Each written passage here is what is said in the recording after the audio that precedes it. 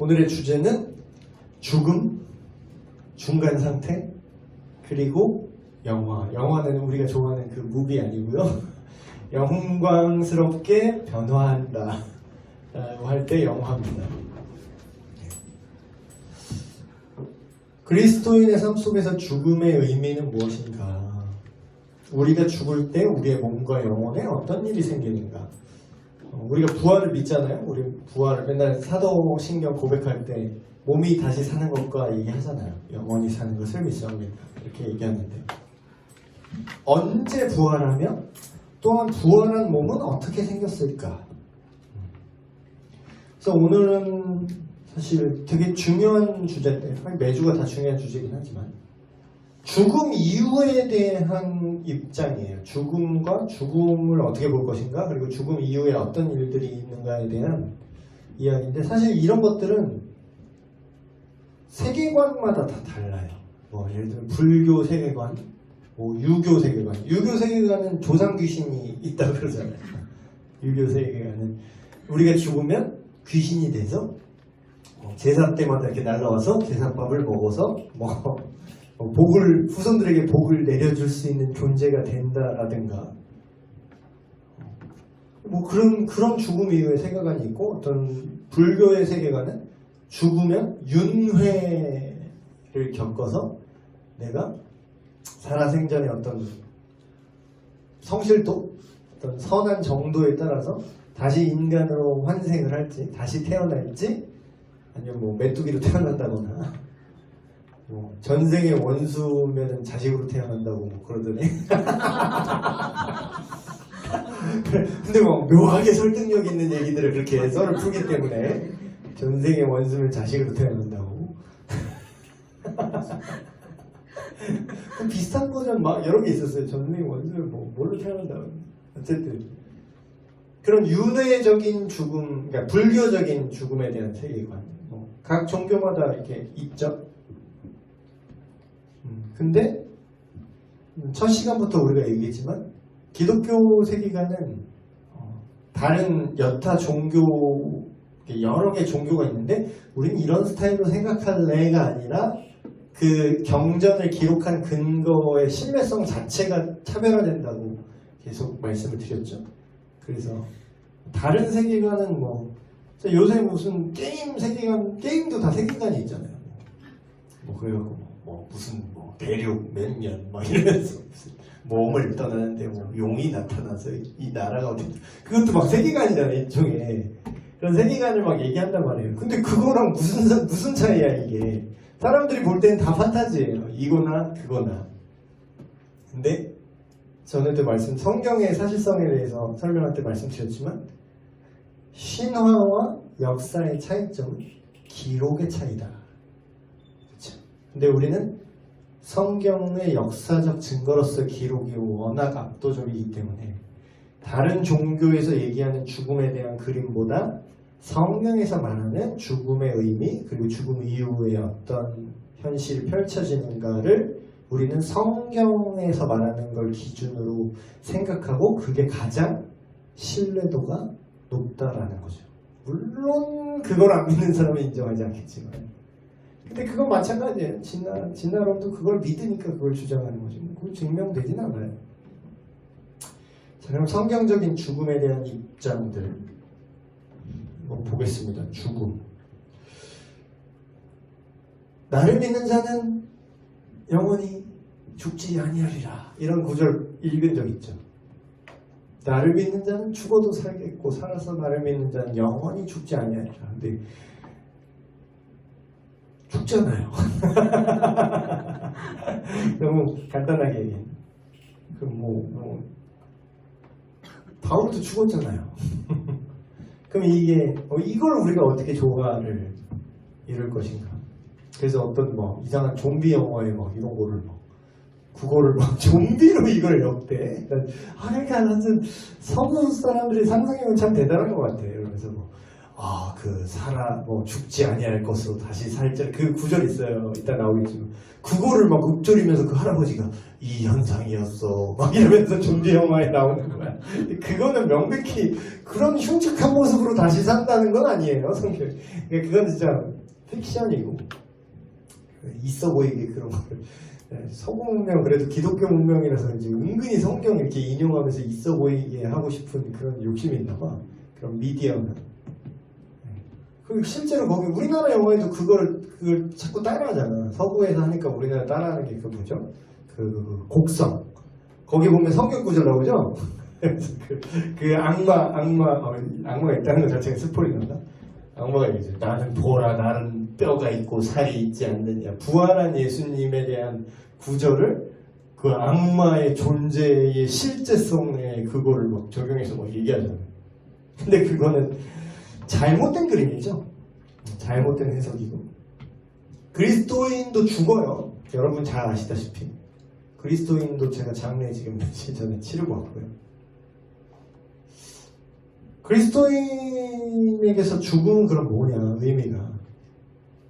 첫째로 그리스도인에게 있어서 시작의 근거가 되게 중요한데 전제를 깔고 가는 게, 전제가 뭐냐면 그리스도인에게 있어서는요, 죽음은요 형벌이 아닙니다. 더 이상. 근데 일반인한테는 사실 형벌이 맞아요. 그 성경적인 근거를 찾으려면 그 로마서 8장 1절 말씀, 이제 그리스도 예수 안에 있는 자에게는 결코 정죄함이 없나니. 정죄가 없다는 말은 뭐냐면 죄에 대한 형벌이 더 이상 없다는 거거든요. 그러면 죽음조차도 이 말은 그리스도인에게는 형벌로서의 죽음이 아니다라는 거예요. 근데 뭐 원론적인 얘기를 하자면 죽음이라는 개념 자체가 원래는 생명의 근원이신, 생명을 주시는 그 생명 자체이신 하나님과의 관계 단절로 인해서 죽음이라는 개념이 이제 처음 생긴 거기 때문에 그게 비정상적인 건 맞아요. 그래서 그 죽음이라는 것 자체가 죄에 대한 결과고, 뭐 성경에 나오죠? 죄의 삭은 사망이요. 이렇게 나오잖아요. 그게 맞기는 한데 그리스도인한테는 그게 적용이 안 돼요. 예수 믿는 사람들한테. 왜냐하면 이미 죄값이 지불되었기 때문에. 둘째로 그럼 죽음을 어떻게 봐야 되는가? 죽음은 타락한 세상 속에서 우리가 살아가는 것에 대한 마지막 결과다. 모든 악을 이렇게 하나님이 이제 결국은 이제 제거하실 거거든요. 이 땅에서 궁극적으로 하나님이 오래 참으신다 그러잖아요. 전에도 제가 말씀드렸듯이 오래 참는다는 건 뭐다? 영원히 참지는 않겠다라는 거죠. 그러면 언젠간 순차적으로 차근차근 아니면 궁극적으로 그 모든 죄와 악을, 비정상적인 것, 하나님의 통치 밖에 있는 것들이 비정상적인 거라고 그러잖아요. 그래서 우리가 주기도문도 하나님의 뜻이 이 땅에 이루어질 것입니다. 그렇게 되기를 원합니다라는 고백이 그거잖아요. 하나님의 통치를 벗어난 비정상적인 상태가 이루어진다는 거지. 하나님은 생명을 귀히 여기시는데 낙태를 해요. 하나님은 가늠하는 걸 싫어하시는데 가늠을 해. 이게 통치 밖에 있는 거잖아요. 근데 그런 모든 비정상적인 것들을 하나하나 제거해 나가시고 하나님이 완성하는데 가장 마지막에 제거되는 측면인데 그게 뭐냐면 죽음이에요. 죽음이라는 개념. 최후 심판 이후에는요, 죽음이라는 게 없어질 겁니다. 그러니까 죽음을 하나님이 심판한다 그래요. 죽음 자체를 심판한다 그래요. 그런 심상이 성경에 나오는데, 여기 읽어볼게요. 고린도전서에 나온 말씀. 그 후에는 마지막이니 그가 모든 통치와 모든 권세와 능력을 멸하시고 이 세상 정부가 됐던 세력이겠죠. 나라를 아버지 하나님께 바칠 때다. 이 최후 심판 때를 말하는 겁니다. 그가 모든 원수를 그 바다에 둘 때까지 반드시 왕으로 사시리니 맨 나중에 멸망받을 원수라고 칭하죠. 맨 나중에 멸망받을 원수는 뭐다? 사망 자체다. 죽음이다. 비슷한 얘기로 이런 얘기를 합니다. 이 썩을 것이 썩지 아니함을 입고, 아까 그 얘기, 그 좀비 영화에 나왔던 구절이 이거예요. 이걸 인용하더라고. 근데 그 해석은 잘못된 거고. 이 썩을 것이 썩지 아니함을 입고 이 죽을 것이 죽지 아니함을 입을 때에는 사망을 삼키고 이기리라고 기록된 말씀이 이루어지리라. 사망은 너희 승리가 어디 있느냐? 사망은 내가 쏘는 것이 있느냐? 그러니까 이 얘기는 뭐냐면 모든 사람이 노화를 경험하고 결국 이제 죽음을 향해 가는 거잖아요. 그렇죠? 죽음을 향해 가는데 질병으로 고통도 받고 어떤 물리적인 상처를 입을 수 있고 자연재해로 피해를 받을 수도 있죠. 그래서 뭐 우리가 기도를 하면서 이런 것들을 보호해주세요, 회복해주세요라고 여러 가지 일시적으로 극복이 되죠. 실제로 예수님이 죽음도 극복을 하는 기적을 보여주시죠. 나사로 죽었던 사람을 살리잖아. 근데 그게 일시적이야. 그럼 나사로를 우리가 지금도 만날 수 있어요? 다시 죽었어요. 다시 죽었는데 살렸어요, 예수님이? 근데 다시 나이 먹고 죽었겠지. 병 걸려 죽을 거나. 근데 뭐야? 궁극적인 죽음이라는 최후의 어떤 적. 아직까지는 건재하나 예수님이 다시 오실 최후 심판 때에는 죽음이 죽음을 맞이할 것이다. 이렇게 생각할 수 있는 거죠. 죽음이 죽음을 맞이한다라는 건 되게 시적인데 더 이상 죽음이라는 개념이 존재하지 않을 거라는 거죠. 어떤 시점에 이르러서. 이게 이제 성경에서 말하는 영원한 생명의 어떤 실제성이죠. 영원한 생명이라 했을 때 생명의 그 삶의 질이라는 개념이 있고요. 또한 실질적으로 죽음이 존재하지 않는 상태를 말하기도 합니다. 두 가지 의미가 같이 들어있어요. 영생에는. 그냥 오래만 사는 것도 영생이 아니에요. 그러니까 쉽게 말하면 선악과를 먹고 인간이 범죄했을 때 에덴 동산에 만약에 안 쫓아냈잖아요, 하나님이. 그러면 영원히 살 수는 있어. 영원히 살 수는 있어요. 근데 그걸 하나님의 영생으로 보지 않아요. 왜냐하면 하나님 없이 영원히 사는 게 선을 배제한 거기 때문에 악하게 영원히 살거든. 여러분 생각해보세요. 히틀러가 죽지도 않아. 히틀러가 늙지도 않아. 영원히 건재해. 그런 호러가 됐어. 김정은이 영원히 늙질 않아. 그럼 한반도에 평화가 있을까? 그 호러예요, 그거. 그러니까 하나님이 에덴 동산에서 쫓아낸 게 은혜인 거예요. 그게 형벌이지만 그게 한편으로 은혜인 거지. 은혜를 베푼 거지. 그 상태로 영원히 사는 게 저주기 때문에. 그래서 죽음이 찾아오고 생명의 제한을 거신 동시에 네가 정상이 아니라는 걸 알라는 거예요. 이게 고통이라고 알고 그 고통 속에서 죽음의 공포로부터 영원한 생명의 주체가 되신 하나님을 볼 수 있는 기회를 주는 거죠. 아이러니하죠. 죽음이란 개념이 생김으로 인해서 하나님을 만날 기회가 오히려 생겼어요. 만약에 그냥 계속 에덴 동산에서 그냥 살아라 그랬으면 이제 진짜 그게 지옥이야. 에덴 동산을 아주 지옥같이 꾸며놨겠죠. 근데 이 죽음은 결국 죽음을 맞이할 것이다. 셋째로 하나님은 우리의 거룩하게 성화 저번 시간 배웠잖아요. 우리가 예수님을 닮고 하나님을 닮게 실질적으로 윤리적 도덕적으로 어떤 정서적으로 거룩하게 선하게 변화되는 것, 그것을 성화라고 하는데 그거를 완성시키기 위해 죽음이라는 경험 또한 사용하신다는 거예요. 이건 예수님도 실제로 경험하신 겁니다. 히브리서 5장 8절 그가 아들이시면서도 받으신 고난으로 순종함을 배워서. 아까도 말했지만 우리가 고통이 이 땅에서 고통이 있다라는 건요 싫죠. 여러분 싫잖아요. 고통 좋아하는 사람 없잖아요. 가난한 거 좋아하는 사람 있어요? 욕먹는 거 좋아하는 사람 있어요? 배제되는 거 좋아하는 사람 있어요? 미움받는 거 좋아하는 사람 있나요? 아무도 없는데 왜 그게 우리한테 허락되냐 이거. 왜 그리스도인이 고통을 겪죠? 예수 믿으면 예수 믿으면 용가를 터뜨려요. 어떤 분은 옛날 분 그런 거 있어. 목사님이 아프면은 죄 지어서 그렇대. 목사님이 얼마나 기도를 안 하셨으면 이렇게 아파. 옛날 분들 그런 분 있어요. 나이 지긋한 그러니까 샤머니즘 같이 믿으시는 분들. 하나님의 저주를 받아서 거의 욥의 새 친구 클래스. 욥의 새 친구가 딱 그 마인드잖아요. 네가 뭔가 죄를 졌으니까 하나님이 너를 치신 거야. 목사님이 영역이 없으셔서 아프시구나 막 이래. 아니 그냥 아픈 거예요. 그냥 병 드는 거. 뭐 용과를 통표예요? 뭐 목사는 뭐 아프지도 않아? 뭐 신앙이 좋으면은 병이 안 걸려? 그러면 바울은 왜 몸의 질병을 고쳐달라고 3번 기도했어요? 아 바울 형님 클래스 되는 사람 없잖아요. 솔직히 그 욕하는 그 할머니도 죄 많아서 병 걸렸다고 그 욕한 할머니도 바울 클래스는 안 되잖아요. 자기 믿음이. 근데 바울도 아팠다고. 그거랑 상관없는 거죠. 그럼 왜 우리가 그리스도인인데 올바르게 예수님을 믿고 예수님의 제자로 살아가는데 왜 병을 걸리게 하냐 이거야 하나님이. 왜 우리는 안 죽으면 좋잖아. 안 죽으면 계속 복음 전하면 되지 빌리 그레이엄 목사님 안 죽고 계속 사역하면 얼마나 많이 복음이 전파되겠어. 안 죽고 뭐 영원히 사역하시라 그러지. 근데 왜 하나님 죽음을 허락하시냐?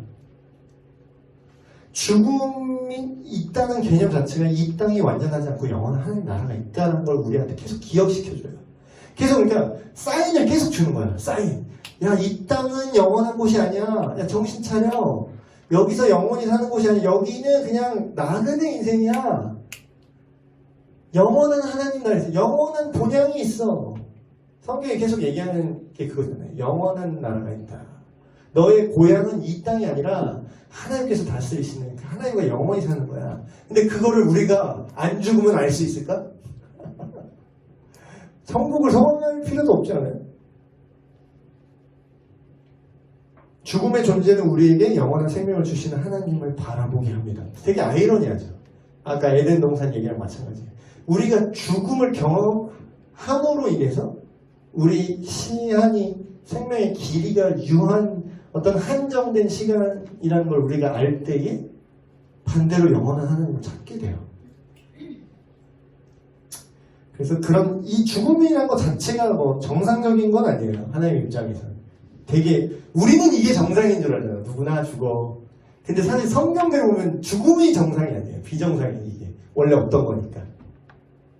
하지만 그 비정상적인 죽음조차도 우리를 훈련시키고 우리를 거룩하게 하시는데 하나님을 사용하신다는 거죠. 하나님께 순종하는 것이 삶을 보존하는 것보다 훨씬 더 중요하다. 4번째 측면. 우리 막 쉽게 막 부르는 막 예배곡 있잖아요. 주의 인자하시니 생명보다 이거 초등부도 막 이런 거 하잖아요. 나를 물어 내 입술은 주를 찾냐 뭐 이거 하잖아요. 주의 인자하시니 생명보다. 너무 발랄하게 불러. 이건 발랄하게 부를 노래가 아니에요. 그러니까 쉽게 얘기하면 네가 죽더라도 하나님이 더 중요해. 이 뜻이에요. 이게 되게 순교자의 노래야 이거. 순교자의 노래인데 주의 인자. 그러니까 전달되는 뉘앙스가 되게 중요하죠. 뉘앙스가 이러니까 그런 메시지가 잘 전달이 안 돼요. 여러분은 뭐 물어볼게요. 정말로 주님의 인자하심이 내 생명보다 더 나은 것 같으세요?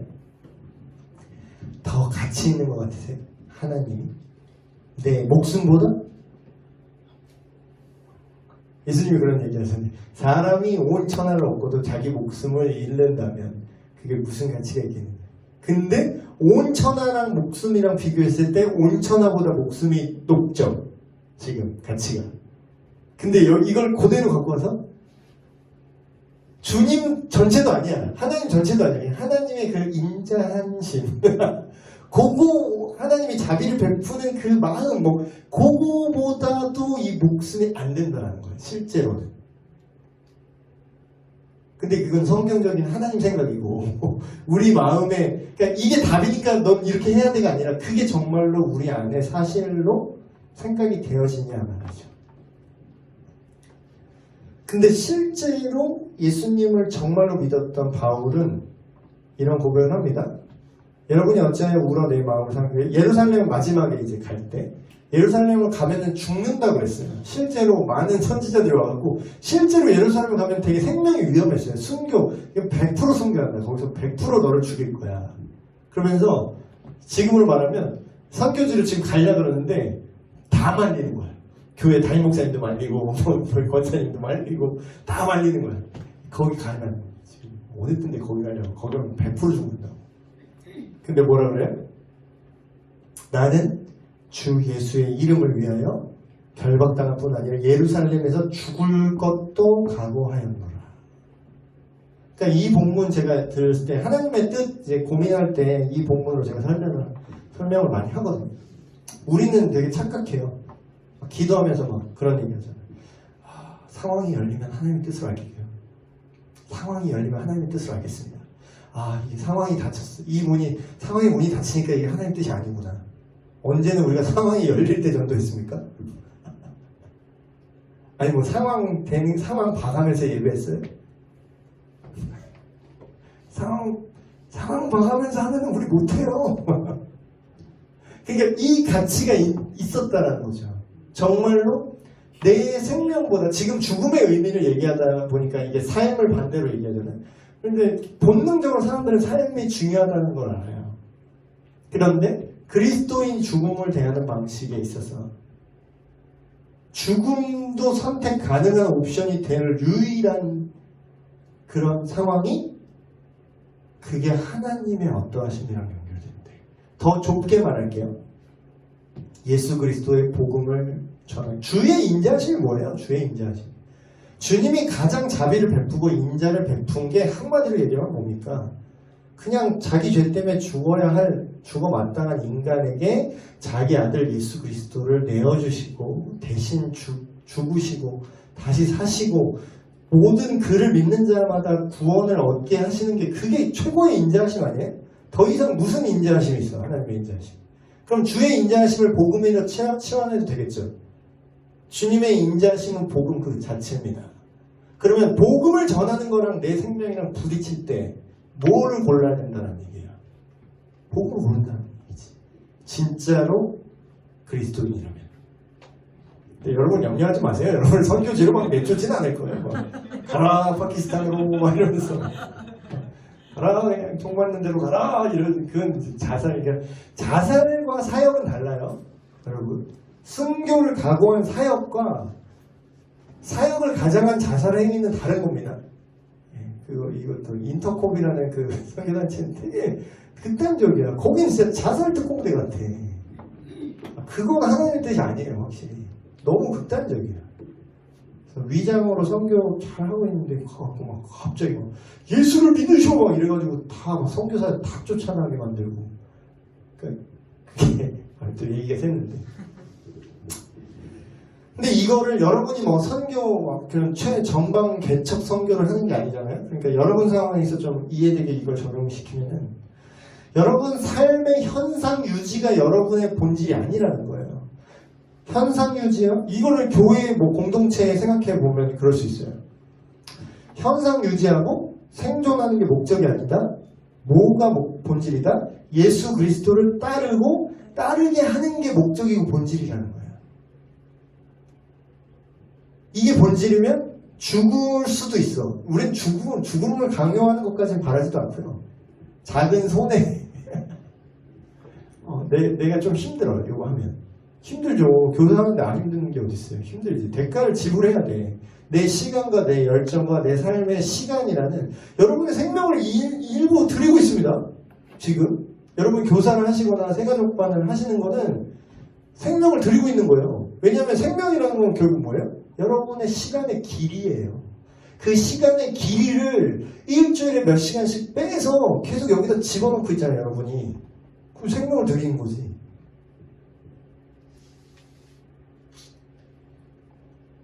그래서 이런 측면, 죽음을 대하는 자세. B. 우리의 죽음과 다른 이의 죽음을 그럼 우리는 어떻게 생각해야 되냐. 성경은요, 죽음을 이제 무시하라고 말하지 않아요. 오히려 그 반대입니다. 더 죽음에 대해서 많이 생각하기를 권면합니다. 근데 생각하라는 게 죽음을 무서워하라는 건 아니에요. 죽음의 공포를 느끼라는 게 아니라 그리스도와 함께 영원히 믿는 자 한정입니다. 그리스도인 한정이에요. 진짜 그리스도인. 그리스도와 함께 영원히 거할 것이란, 영원히 하나님과 함께 할 것이란 즐거운 기대를 가지고 그 안에서 죽음을 생각하라고 권면했다는 거예요. 실제로 바울이 이런 내용을 말합니다.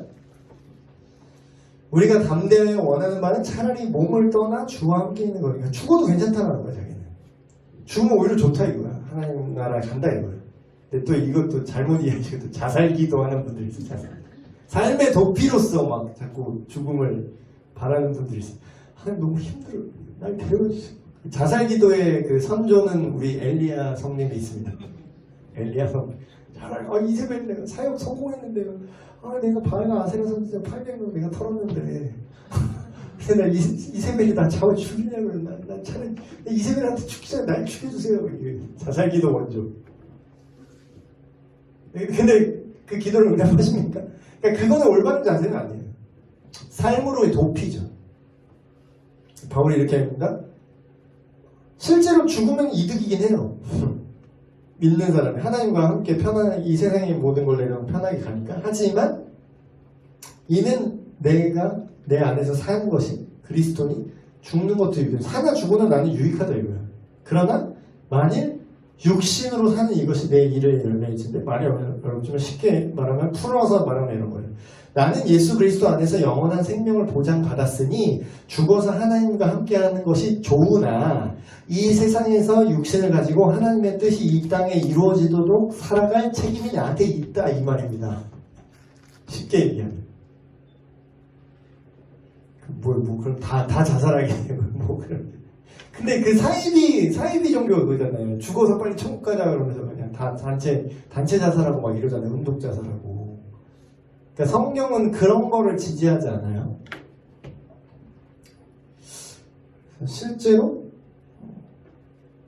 이건 장례식에 많이 쓰는 본문인데 또 내가 들으니 하늘에서 음성이 나서 이르되 기록하라 지금 이후로 주 안에서 죽는 자들은 복이 있도다 하시매 성령이 이르시되 그러하다 그들이 수고를 그치고 쉬리니 이는 그들의 행한 일이 따름이라 하시더라.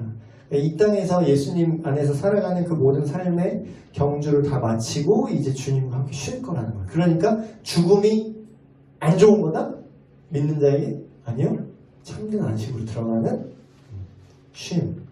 그래서 죽음이 영원한 단절이 아니라요. 하나님 안에서 다시 살아나는 과정. 죽음에 대한 공포로 두려워하는 자들을 자유롭게 하기 위해서 예수님께서 오셨다. 두 번째, 좀 실질적인 얘기를 할게요.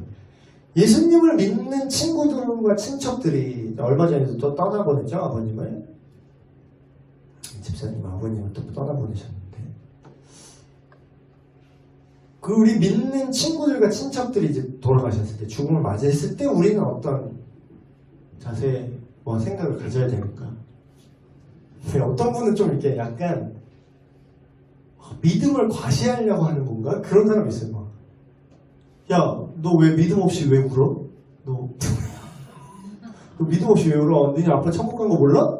왜 지금 수술 질질 짜고 난리야? 너 예수님 안 믿어? 너 천국 안 믿어? 막 이런 식으로 하면은 그게 믿음이라고 생각하는 건가?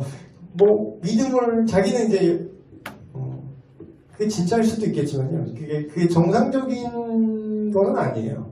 왜냐하면 사랑하는 사람이 죽은 것에 대한 슬픔은 슬퍼한다고 해서 우리가 영원한 천국을 믿지 않는다라는 게 아니거든요. 그거는 되게 자연스러운 거예요. 그리고 예를 들면은 그럼 예수님도 욕해야 돼. 누가 감히 예수님이 그 똑같은 그 비판을 예수님한테 할 수 있겠어요? 예수님 왜 우세요? 나사로 죽으면 왜 우세요? 예수님 나사로 천국 간 거 모르세요? 왜 우세요? 예수님이 우셨다라고 나와요 성경에. 자기가 사랑하는 나사로가 죽었을 때 예수님께서 우셨더라 이렇게 나오잖아요. 하지만 다시 살릴 거야 하고 다시 살리셨죠. 그래서 믿는 자에게 영원한 생명의 소망이 있는 건 맞아. 그러나 하나님께서 원래 창조하셨던 그 세상에는 죽음이 없었기 때문에 어떤 그런 비정상적인 죄의 결과로 인해서 우리가 슬퍼하는 거는 자연스러운 현상이긴 해요. 실제로 성경 기록들도 봐도 믿는 사람들이 자기 동료들이 같은 믿는 사랑하는 친구들과 친척들이 죽었을 때 슬퍼하는 반응이 있었다는 걸 암시하는 구절들이 많이 있죠. 그러나 슬픔이 있는 건 사실이나 결론적인 얘기를 하면 그리스도인 친구들과 친척들이 죽을 때 또한 가족이 돌아가셨을 때 우리는 참된 슬픔을 충분히 표현해도 됩니다. 그래야 해요. 그러나 우리의 슬픔 속에는 절망은 존재하지 않죠. 아쉬움과 안타까움은 있을 수 있어요. 그러나 슬퍼하는 건 맞지만 영원한 소망이 우리 슬픔 끝에 걸려 있어야 된다는 거예요.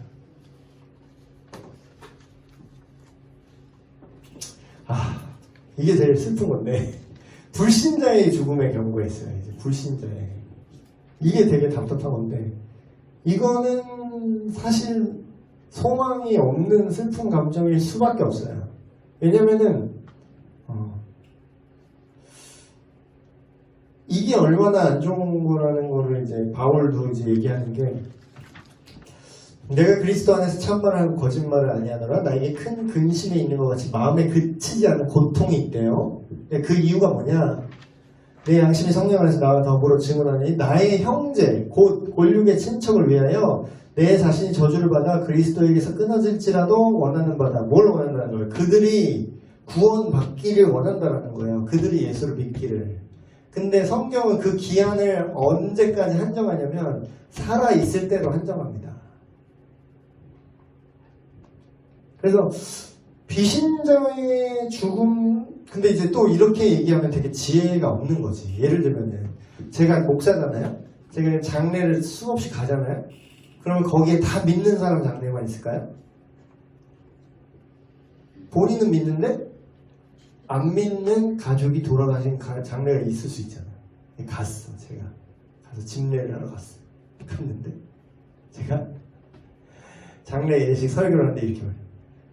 이분은 지옥에 가셨습니다. 아니, 그러니까 아까 그런 반응이랑 똑같은 거야. 막 이분은 왜 슬퍼해? 천국 갔는데 왜 슬퍼해? 막 이런 거랑 그냥 입만 바른 소리 있죠. 입만 바른 소리. 그러니까 이게 되게 지혜롭지 못한 거죠. 물론 예수님을 끝까지 믿지 않으면 하나님 나라에 가지 못하고 지옥에 갔다고 볼 수밖에 없어요. 그건 맞는데 그래도 우리가 이제 좀 예의를 갖고 생각을 해봐야 될 거는 비신자가 죽음 순간의 직전까지 우리가 섣부르게 이 사람이 지옥에 갔네 어쩌네 이렇게 말할 수 없는 건 뭐냐면 그 직전까지 구원의 가능성을 우리는 지워버려서는 안 된다는 거죠. 왜냐면 여기서 예를 드는 거는 그런 건데 죽음을 앞두고 올해는 막 주마등같이 이게 지나간다는 표현을 쓰잖아요. 죽음 앞두고 주마등같이 이렇게 지나간다. 그 짧은 시간에 정말 많은 생각을 하는 그런 경험들을 막 얘기하잖아요. 죽다 살아난 사람들 얘기해보면. 근데 죽음을 앞두고 오래전에 들었던 어떤 말씀이나 뭐 성경 구절이나 간증이 불현듯 떠올라서 그 사이에 회개를 했을지 누가 아냐. 이렇게 말하면 또 모르는 거지. 근데 섣불리 이분은 그럼 죽음의 직전 순간에 예수님을 믿으셨을 겁니다. 이렇게 말하면 또 안 되지. 그럼 거짓말이잖아. 그럼 모르잖아. 근데 그 반대로 이분은 지옥에 가셨습니다. 이렇게 말할 수도 없는 거죠. 그게 지금 모르잖아. 그럼 어떻게 알아? 그 사이에 왜냐면 그 예수님 우편에 달렸던 강도도 거의 비슷해요. 죽기 직전에 믿은 거거든. 죽기 직전에. 근데 이제 그 성경의 기록은 죽기 직전에 숨 넘어가기 직전에 이제 구두로 대화를 해서 다른 사람이 알 수 있었다 뿐이지 그 믿음은 대화로 말하는 게 본질이 아니라 내면의 변화잖아요. 내면에 내가 회개가 내면으로 일어나고 예수가 그 믿어졌을지 그 말 못하는 비신자 가족인데 죽고 숨 넘어가려고 꼴랑꼴랑 하는데 그때 환상 중에 예수님을 봤을지 그걸 우리가 어떻게 하냐고.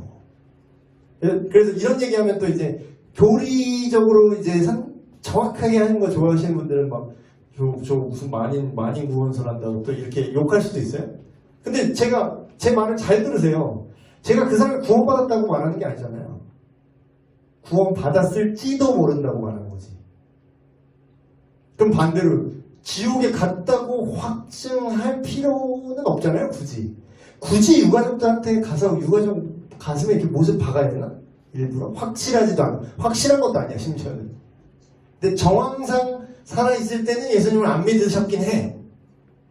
그럼 굳이 당신의 가족이 지옥에 갔습니다. 이렇게 똑바로 예수를 믿지 않으면 당신도 지옥 갈 겁니다. 이렇게 장례식 가서 그렇게 하면은 그 예수님이 그걸 바랄까요? 그건 무례한 거지. 그건 무례한 기독교지. 그거는 진리를 말하는 게 아니라 무례한 겁니다. 그거는 진리를 말하는데 예의 있게 말할 수 있어요.